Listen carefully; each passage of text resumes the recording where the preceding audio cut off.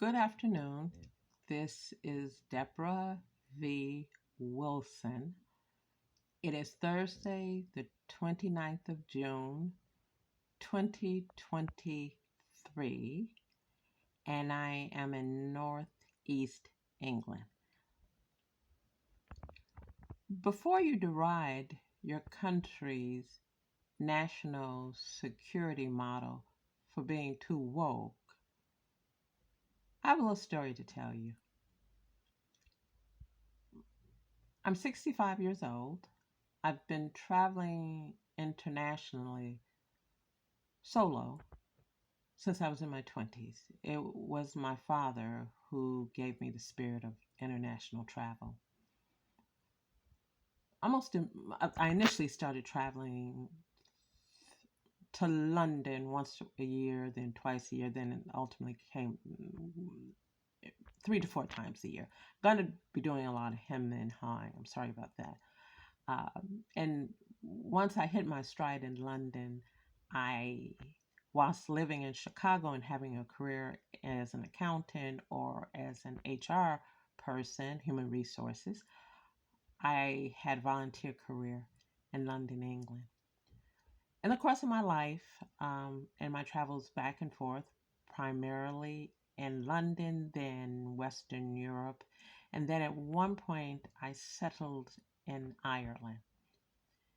In Ireland, I was engaged to someone that the Irish and the British government thought was the Irish Republican Army, which of course no longer exists. He denied it, but the Irish thought it and the British thought it. The Irish would be the Garda Síochána, the guards. A bunch of really interesting things happened. Interesting is in big fat quotes, because I ended up needing assistance and leaving the city, the place in which I lived in Ireland, Dundalk. Some people in what was then the IRA assisted, the guards assisted, and there was some assistance from MI5 because I wanted to return to America through London and I needed their permission. It was quite the shocking experience, but you do as you do and you continue on with your journey as I did. I returned to my travels.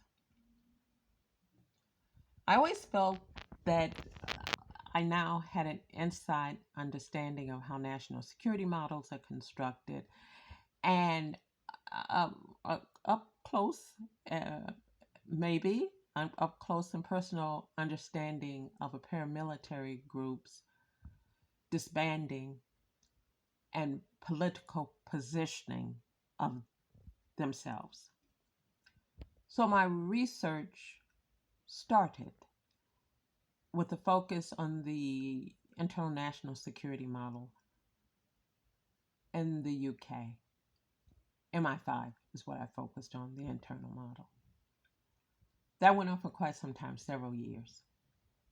And at one point, apparently MI5 said something to the US government, the Federal Bureau of Investigation. That's like 15 years ago.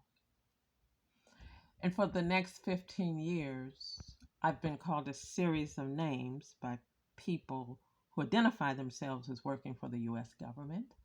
I've been called a traitor. Oh, what was I doing in the UK? Writing a critical analysis of how MI5 and SO15, that's the counterterrorism police out of the Metropolitan Police, how people and marginalized communities experience the national security model. The Federal Bureau of Investigation was angry with me because I wouldn't be an informant. That started in 2007, and I've been traveling the globe, sometimes not very successfully, to avoid the harassment of the FBI. I've been called a series of names, the N word. I struggle with my weight, and I don't need to worry about my doctor or my GP keeping track of my weight because there's some in the US government. They're always handy to tell me how fat I am. I've been called dumb. I've been called, those are just some of the names I can mention now. I reached out to the US government for years and years and years and never got a response. I ended up fleeing the US several times and took me to country. It's like, took me to Canada, Israel, the UK.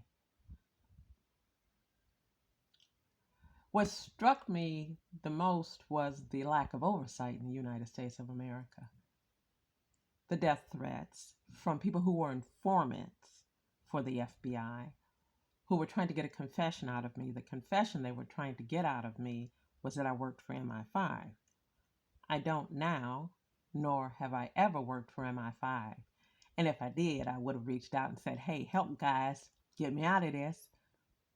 But I couldn't do that because I didn't work for them. So before you deride your national security model for being woke, I'm going to tell you the FBI is not woke. Oh, they're not woke at all. No, let me count the times they've called me the N-word. This is a bit of a ramble. I'm trying to respect some private citizens' privacy. But there are worse things than being woke. As long as their wokeness leads them to greater competency, try not to worry about it. Because what you don't want is a security apparatus that feels it's appropriate to do weight checks on private citizens simply because that private citizen won't be an informant for them. This is Debra V. Wilson. I'm in England, Northeast England. Thank you.